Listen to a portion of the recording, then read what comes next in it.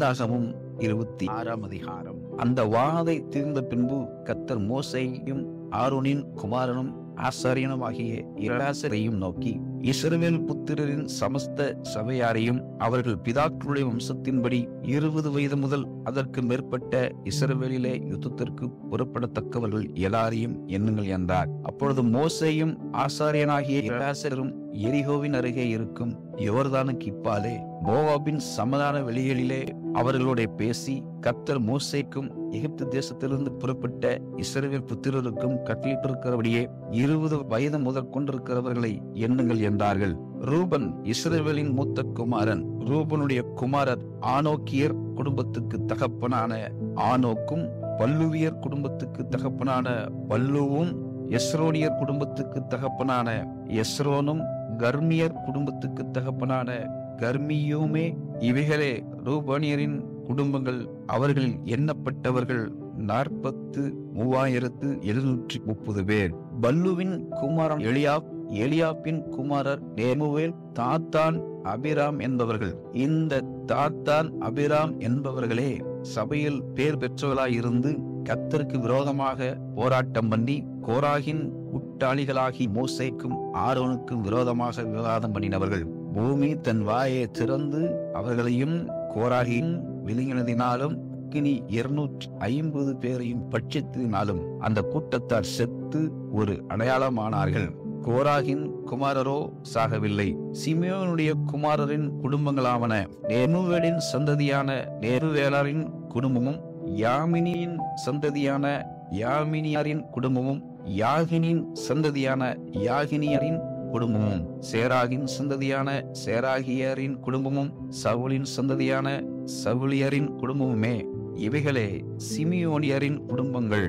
அவர்கள் 27,200 பேர். காத்துடைய குமாரரின் குடும்பங்களாவன சிப்போனின் சந்ததியான சிப்போனியரின் குடும்பமும், ஆகியின் சந்ததியான ஆகியரின் குடும்பமும், சூனியின் சந்ததியான சூனியரின் குடும்பமும், ஒஸ்னியின் சந்ததியான ஒஸ்னியரின் குடும்பமும், ஏரியன் சந்ததியான ஏரியரின் குடும்பமும், ஆரோதின் சந்ததியான ஆரோதியரின் குடும்பமும், அதலேயரின் சந்ததியான அதலேயரின் குடும்பமுமே. இவைகளே காத் புத்திரரின் குடும்பங்கள். அவர்களில் எண்ணப்பட்டவர்கள் 40,500 பேர். யூதாவின் குமாரர் ஏர், ஓனான் என்பவர்கள். ஏரும் ஓனானும் கானான் தேசத்தில் செத்தார்கள். யூதாவுடைய மற்ற குமாரரின் குடும்பங்களாவன சேலாவின் சந்ததியான சேலாவியரின் குடும்பமும், பாரேசின் சந்ததியான பாரேசியரின் குடும்பமும், சேராவின் சந்ததியான சேராவியரின் குடும்பமுமே. பாரேசிய குமாரரின் குடும்பங்களாவன எஸ்ரோனின் சந்ததியான எஸ்ரோனியரின் குடும்பமும், ஆமூலின் சந்ததியான ஆமூலியரின் குடும்பமே. இவைகளே யூதாவின் குடும்பங்கள். அவர்களில் எண்ணப்பட்டவர்கள் 76,500 பேர். இசக்காருடைய குமாரரின் குடும்பங்களாவன தோலாவின் சந்ததியான தோலாவியரின் குடும்பமும், பூவாவின் சந்ததியான பூவாவியரின் குடும்பமும், யாசுவின் சந்ததியான யாசுவியரின் குடும்பமும், சிம்ரோனின் சந்ததியான சிம்ரோனியரின் குடும்பமே.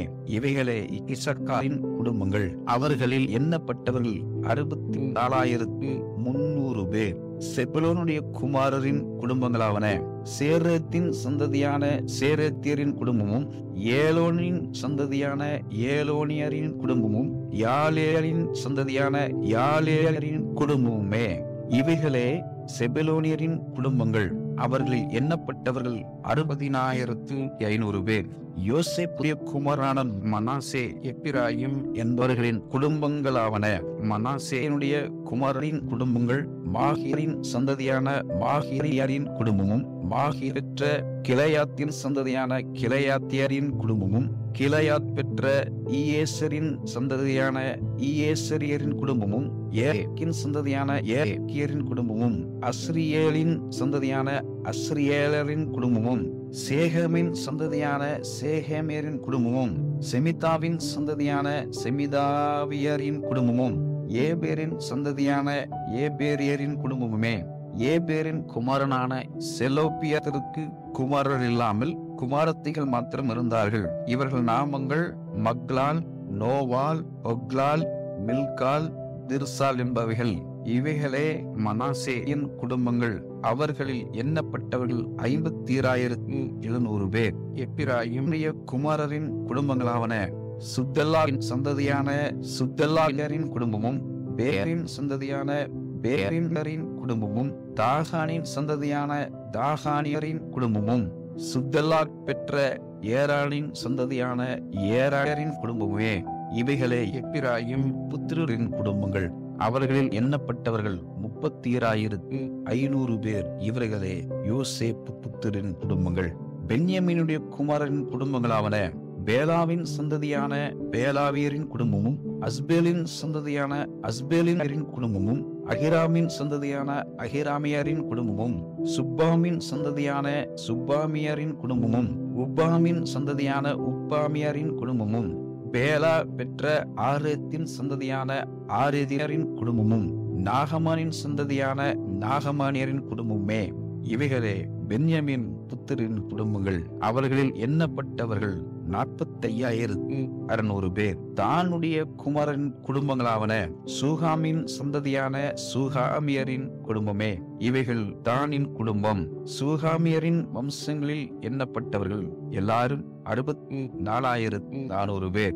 ஆசேருடைய குமாரரின் குடும்பங்களாவன இம்னாவின் சந்ததியான இம்னாவியரின் குடும்பமும், இஸ்வியின் சந்ததியான இஸ்வியரின் குடும்பமும், பெரியாவின் சந்ததியான பெரியாவியரின் குடும்பமும், பெரியா பெற்ற ஏபேரின் சந்ததியான ஏபேரியரின் குடும்பமும், மல்கியேலின் சந்ததியான மல்கியேலியரின் குடும்பமே. ஆசேருடைய குமாரத்தியின் பேர் சாராள். இவைகளே ஆசேர் புத்திரரின் குடும்பங்கள். அவர்களில் எண்ணப்பட்டவர்கள் 53,400 பேர். நப்தலினுடைய குமாரரின் குடும்பங்களாவன யாத்சியேலின் சந்ததியான யாத்சியேலியரின் குடும்பமும், கூனியின் சந்ததியான கூனியரின் குடும்பமும், எத்செரின் சந்ததியான எத்செரியரின் குடும்பமும், சில்லெமின் சந்ததியான சில்லெமியரின் குடும்பமே. இவைகளே நப்தலியின் குடும்பங்கள். அவர்களில் எண்ணப்பட்டவர்கள் 45,400 பேர். இஸ்ரவேல் புத்திரர்கள் எண்ணப்பட்டவர்கள் 6,01,730 பேராயிருந்தார்கள். கர்த்தர் மோசை நோக்கி, இவர்களுடைய பெயர்களின் இலக்கத்துக்கு தக்கதாய் தேசம் இவர்களுக்கு சுதந்திரமாக பங்கிடப்பட வேண்டும். அநேகம் பேருக்கு அதிக சுதந்திரமும் கொஞ்சம் பேருக்கு கொஞ்ச சுதந்திரமும் கொடுப்பாயாக. அவர்களில் எண்ணப்பட்ட இலக்கத்திற்கு தக்கதாக அவரவர்களுக்கு சுதந்திரம் கொடுக்கப்பட வேண்டும். ஆனாலும் சீட்டு போட்டு தேசத்தை பங்கிட வேண்டும். தங்கள் பிதாக்களுடைய கோத்திரங்களுக்குரிய நாமங்களின்படியே சுதந்திரத்துக் கொள்ள கடவர்கள். அநேகம் பேர்களாயினும் கொஞ்சம் பேர்களாயினும் சீட்டு விழுந்தபடியே அவரவர்களுடைய சுதந்திரங்கள் பங்கிடப்பட வேண்டும் என்றார். எண்ணப்பட்ட லேவியரின் குடும்பங்களாவன கெர்சோனின் சந்ததியான கெர்சோனியரின் குடும்பமும், கோகாத்தின் சந்ததியான கோகாத்தியரின் குடும்பமும், மெராரியின் சந்ததியான மெராரியரின் குடும்பமும், லேவியின் மற்ற குடும்பங்களாகிய லிப்னியரின் குடும்பமும், எப்ரோனியரின் குடும்பமும், மகளிரின் குடும்பமும், மூசியரின் குடும்பமும், கோராகியரின் குடும்பமே. கோகாத் அம்ராமை பெற்றார். அம்ராவுடைய மனைவிக்கு யோகேபேத் என்று பேர். அவள் எகிப்திலே லேவிக்கு பிறந்த குமாரத்தி. அவள் அம்ராவுக்கும் ஆரோனையும் மோசேயையும் அவள் சகோதரியான மிரியாமையும் பெற்றாள்.